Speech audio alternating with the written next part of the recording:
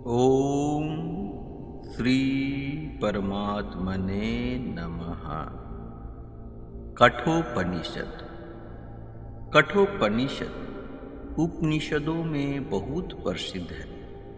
यह कृष्ण यजुर्वेद की कठ शाखा के अंतर्गत है।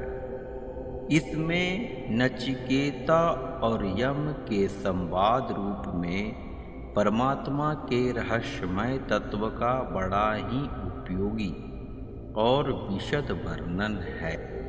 अगर हम अपने आप को सनातन हिंदू कहते हैं तो हमारे ऋषि मुनियों द्वारा प्रदत्त ज्ञान के असीम समुद्र को जो धरोहर के रूप में प्राप्त है, ज्ञान की असीम आवश्यकता है। तो आइए जानने का प्रयास करते हैं। श्लोक 1-4 महर्षि उद्दालक के द्वारा यज्ञ करने के अनंतर दक्षिणा के रूप में गोधन देते समय नचिकेता में आस्तिकता का आवेश और पिता पुत्र संवाद। महर्षि उद्दालक जी के नचिकेता नाम से प्रसिद्ध एक पुत्र था। ग्रंथ के आरंभ में परमात्मा का स्मरण मंगल कारक है, इसलिए यहाँ सर्वप्रथम ओमकार का उच्चारण करके उपनिषद का आरंभ हुआ है। जिस समय भारतवर्ष का पवित्र आकाश यज्ञ, धूम और उसके पवित्र सौरभ से परिपूर्ण रहता था, त्याग मूर्ति ऋषि महर्षियों के द्वारा गाए हुए वेद मंत्रों की दिव्य ध्वनि से सभी दिशाएं गूंजती रहती थी। उसी समय का यह प्रसिद्ध इतिहास है। गौतम वंशीय वाज्र श्रवात्मज महर्षि अरुण के पुत्र अथवा अन्न के प्रचुर दान से महान कीर्ति पाए हुए महर्षि अरुण के पुत्र उद्दालक ऋषि फल की कामना से विश्वजीत नामक एक महान यज्ञ किया। इस यज्ञ में सर्वस्व दान करना पड़ता है, अतएव उद्दालक ने भी अपना सारा धन ऋत्विजों और सदस्यों को दक्षिणा में दे दिया। उद्दालक जी के नचिकेता नाम से प्रसिद्ध एक पुत्र था। उस समय गोधन ही प्रधान धन था और बाज श्रवस उद्दालक के घर में इस धन की प्रचुरता थी। होता, अधर्व्यु, ब्रह्मा और उद्गाता ये 4 प्रधान ऋत्वज होते हैं। ऐसा माना गया है कि इनको सबसे अधिक गौएं दी जाती हैं। प्रशास्ता, प्रति प्रशास्थाता, ब्राह्मण छंसी और परस्तोता, इन 4 गौण ऋत्विजों को मुख्य ऋत्विजों की अपेक्षा आदि अच्छा बाग, निष्ठा, आग्निद्र और प्रतिहर्ता, इन 4 गौण ऋत्विजों को मुख्य ऋत्विजों की अपेक्षा तिहाई एवं ग्रावस्तुत नेता, होता और सुब्रमण्य, इन 4 गौण ऋत्विजों को मुख्य ऋत्विजों की अपेक्षा चौथाई गौएं दी जाती है। नियमानुसार जब इन सबको दक्षिणा के रूप में देने के लिए गौएं लाई जा रही थी, उस समय बालक नचिकेता ने उनको देख लिया। उनकी दयनीय दशा देखते ही उसके निर्मल अंतःकरण में श्रद्धा, आस्तिकता ने प्रवेश किया और वह सोचने लगा, पिताजी, ये कैसी गौएं दक्षिणा में दे रहे हैं? अब इनमें न तो झुककर जल पीने की शक्ति रही है, न इनके मुख में घास चबाने के लिए दांत ही रह गए हैं, और न इनके स्तनों में तनिक सा दूध ही बचा है। अधिक क्या, इनकी तो इंद्रियां भी निश्चेष्ट हो चुकी हैं। इनमें गर्भ धारण करने तक की भी सामर्थ्य नहीं है।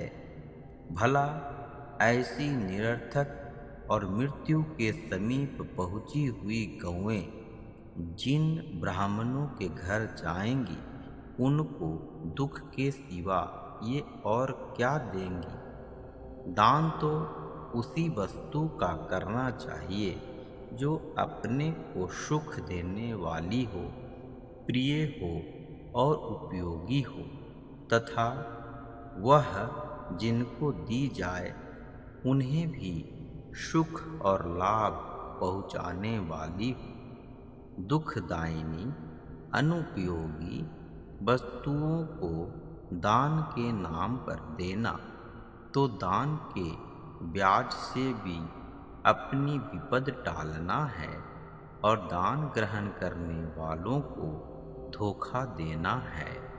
इस प्रकार के दान से दाता को वे नीच योनियां और नरक आदि लोक मिलते हैं, जिसमें सुख का कहीं लेश भी नहीं है।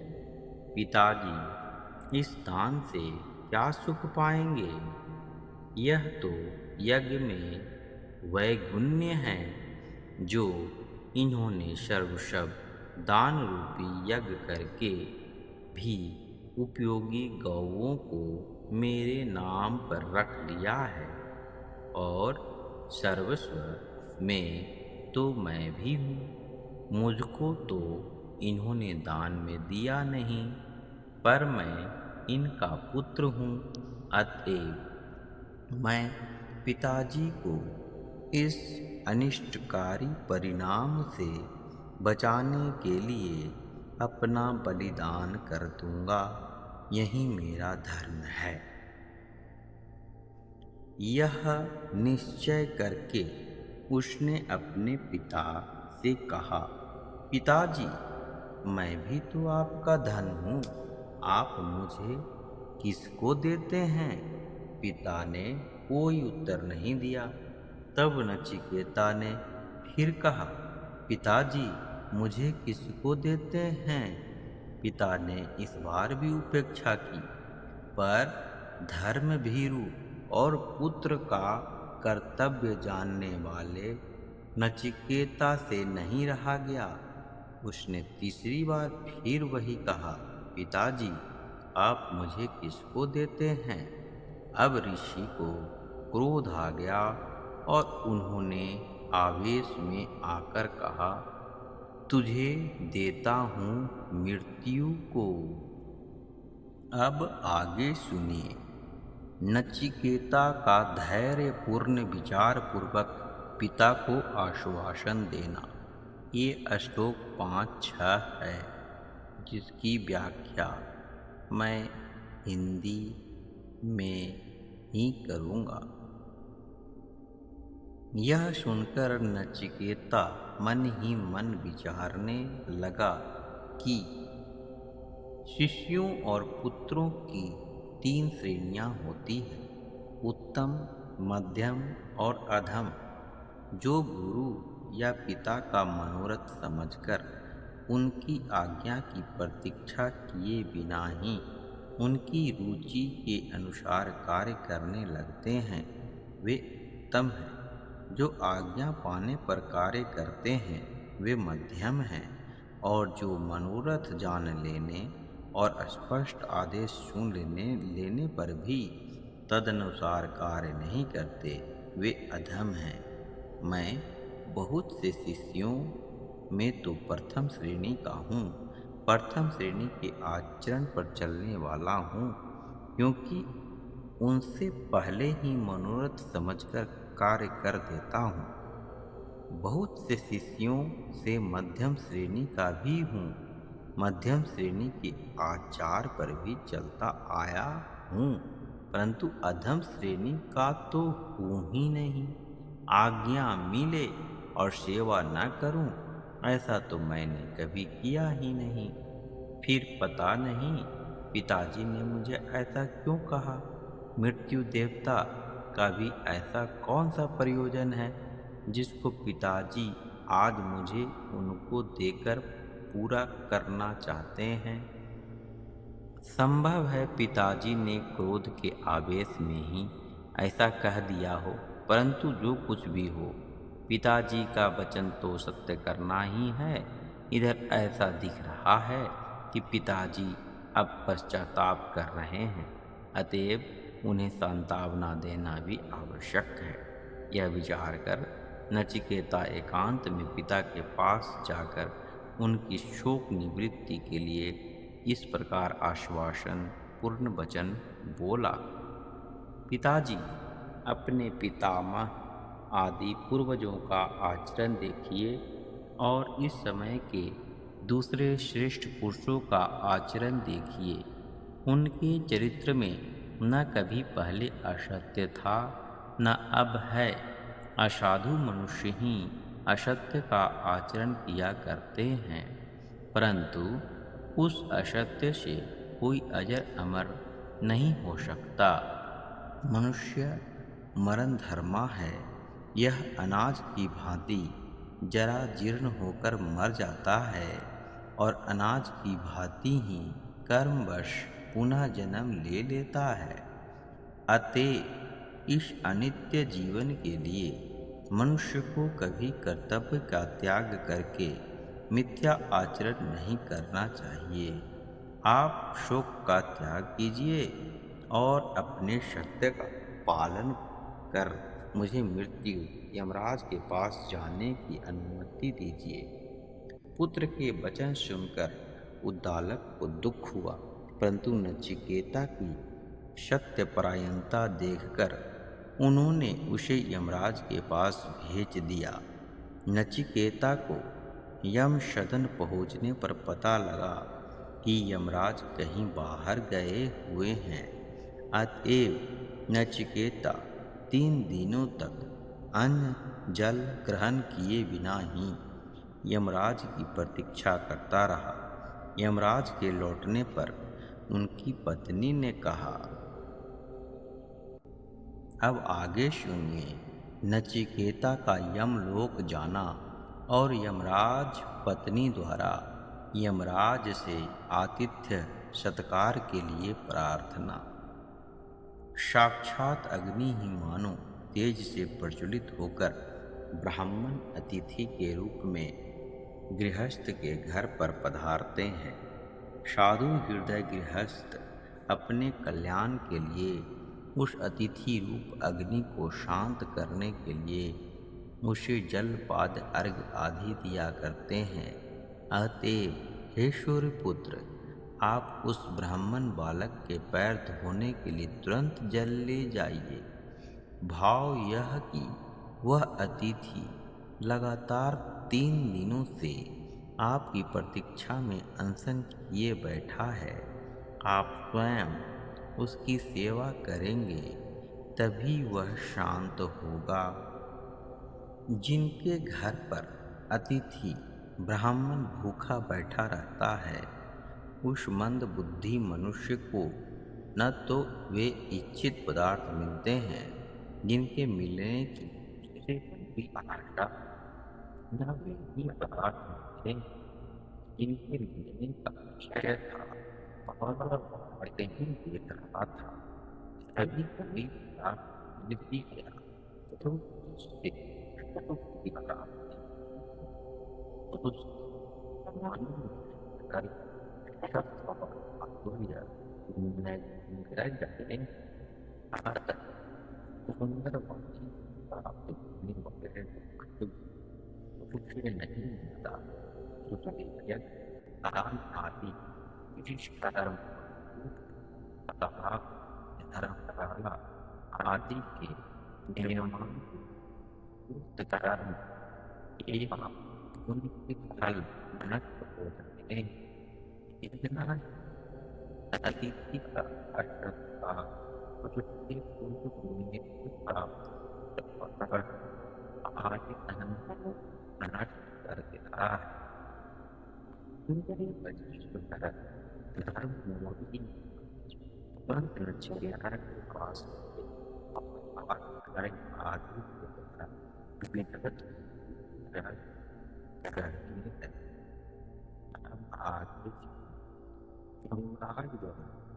नचिकेता और 3 बार मांगने की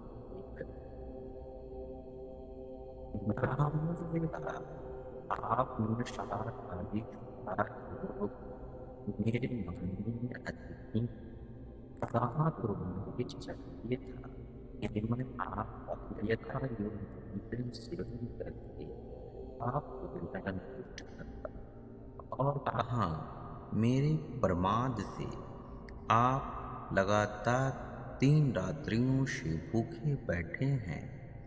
मुझसे यह बड़ा अपराध हो गया है। आपको नमस्कार है। भगवान, इस मेरे दोष की निवृत्ति होकर मेरा कल्याण हो। आप प्रत्येक रात्रि के बदले एक एक करके मुझसे अपनी इच्छा के अनुरूप 3 वर मांग लीजिए।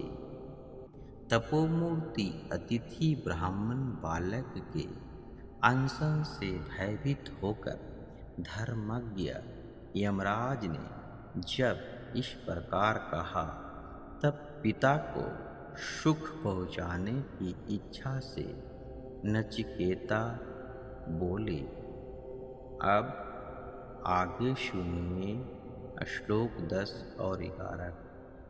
नचिकेता द्वारा प्रथम वर में पितृ परितोष की याचना और यमराज द्वारा उक्त वर प्रदान।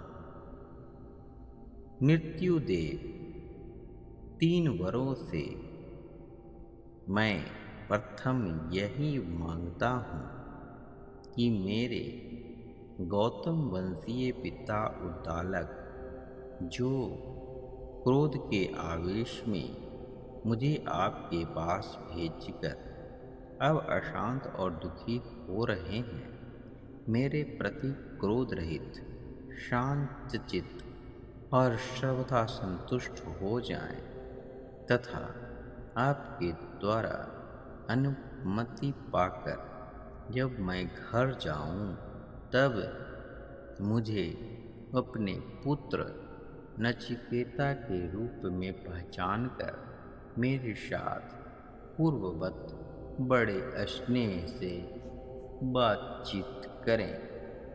यमराज ने कहा, तुमको मृत्यु के मुख से छूटकर घर लौटा हुआ देखकर मेरी प्रेरणा से तुम्हारे पिता अरुण पुत्र उद्दालक बड़े प्रसन्न होंगे। तुमको अपने पुत्र में पहचान कर तुमसे पूर्ववत प्रेम करेंगे तथा उनका दुख और क्रोध सर्वथा शांत हो जाएगा। तुम्हें पाकर अब वे जीवन भर सुख की नींद सोएंगे। इस वरदान को पाकर नचिकेता बोला, हे यमराज, अब आगे श्लोक 12-13। नचिकेता द्वारा द्वितीय वर में स्वर्ग की साधन भूत अग्नि विद्या का याचना। मैं जानता हूँ ईश्वर लोक बड़ा सुखकर है। वहाँ किसी प्रकार का भी भय नहीं है। स्वर्ग में न तो कोई वृद्धावस्था को प्राप्त होता है और न जैसे मर्त्य लोक में आप मृत्यु के द्वारा लोग मारे जाते हैं, वैसे कोई मारा ही जाता है। वहाँ मृत्युकालीन संकट नहीं है। यहाँ जैसे प्रत्येक प्राणी भूख और प्यास दोनों की ज्वाला से जलते हैं, वैसे वहाँ नहीं जलना पड़ता। वहाँ के निवासी शोक से तरकर सदा आनंद भोगते हैं, परंतु वह स्वर्ग अग्नि विज्ञान को जाने बिना नहीं मिलता। ये मृत्युदेव, आप उस स्वर्ग के साधनभूत अग्नि को यथार्थ रूप से जानते हैं। मेरी उस अग्नि विद्या में और आप में श्रद्धा है। श्रद्धावान तत्व का अधिकारी होता है। अतः आप कृपया मुझको उस अग्नि विद्या का उपदेश कीजिए, जिसे जानकर लोग स्वर्ग लोक में रहकर अमृत तत्व को, देवत्व को प्राप्त होते हैं। यह मैं आपसे दूसरा वर मांगता हूँ। तब यमराज बोले। श्लोक 14-19 यमराज द्वारा फल सहित नाचिकेत अग्नि विद्या का वर्णन। नचिकेता, मैं उस स्वर्ग की साधन रूपा अग्नि विद्या को भली भांति जानता हूँ और तुमको यथार्थ रूप से बताता हूँ। तुम इसको अच्छी तरह सुनो। यह अग्नि विद्या अनंत विनाश रहित लोक की प्राप्ति कराने वाली है और उसकी आधार स्वरूपा है। पर तुम ऐसा समझो कि यह है अत्यंत गुप्त, विद्वानों की बुद्धि रूप गुफा में छिपी रहती है। इतना कहकर यमराज ने उपयुक्त प्रकार से अग्नि विद्या की महत्ता और गोपनीयता बतलाकर यमराज ने स्वर्गलोक की कारण रूपा अग्नि विद्या का रहस्य नचिकेता को समझाया। अग्नि के लिए कुंड निर्माण आदि में किस आकार की, कैसी और कितनी ईंटें चाहिए एवं अग्नि का चयन किस प्रकार किया जाना चाहिए, यह सब भली भांति समझाया।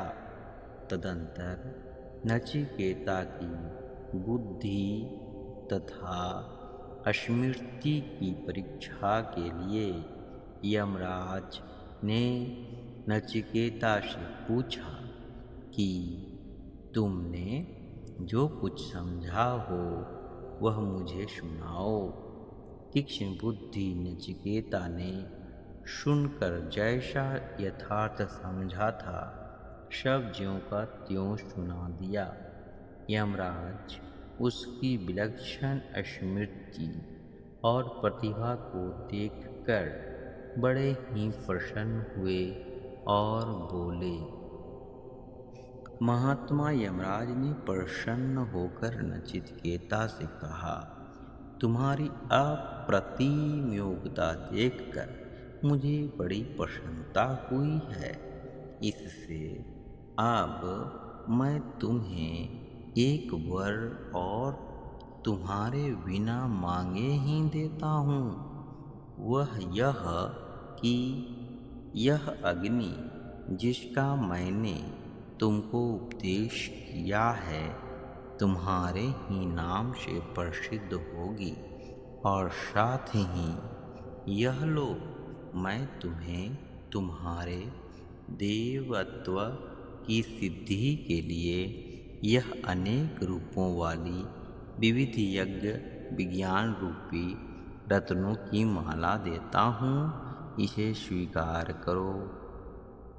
उस अग्नि विद्या का फल बताते हुए यमराज कहते हैं, इस अग्नि का 3 बार अनुष्ठान करने वाला पुरुष ऋक्, यजुः, साम तीनों वेदों से संबद्ध जोड़कर तीनों वेदों के तत्व रहस्य में निष्णात होकर निष्काम भाव से यज्ञ, दान और तप रूप तीनों कर्मों को करता हुआ जन्म मृत्यु से तर जाता है, वह ब्रह्मा से उत्पन्न सृष्टि को जानने वाले अष्टनवनीय इस अग्निदेव को भली भांति जानकर उसका निष्काम भाव से चयन करके उस अनंत शांति को प्राप्त हो जाता है जो मुझको प्राप्त है। किस आकार की कैसी ईंटें हों और कितनी संख्या में हों एवं किस प्रकार से अग्नि का चयन किया जाए, इन तीनों बातों को जानकर जो विद्वान 3 बार नाचिकेत अग्नि विद्या का निष्काम भाव से अनुष्ठान करता है, अग्नि का चयन करता है, वह देहपात से पहले ही जन्म मृत्यु के पाश को तोड़कर शोक रहित होकर अंत में स्वर्ग लोक के अविनाशी ऊर्ध्व लोक के आनंद का अनुभव करता है। यमराज कहते हैं, नचिकेता, तुम्हें यह उसी स्वर्ग की साधन रूपा अग्नि विद्या का उपदेश दिया गया है जिसके लिए तुमने दूसरे वर में याचना की थी। अब से लोग तुम्हारे ही नाम से इस अग्नि को पुकारा करेंगे। नचिकेता।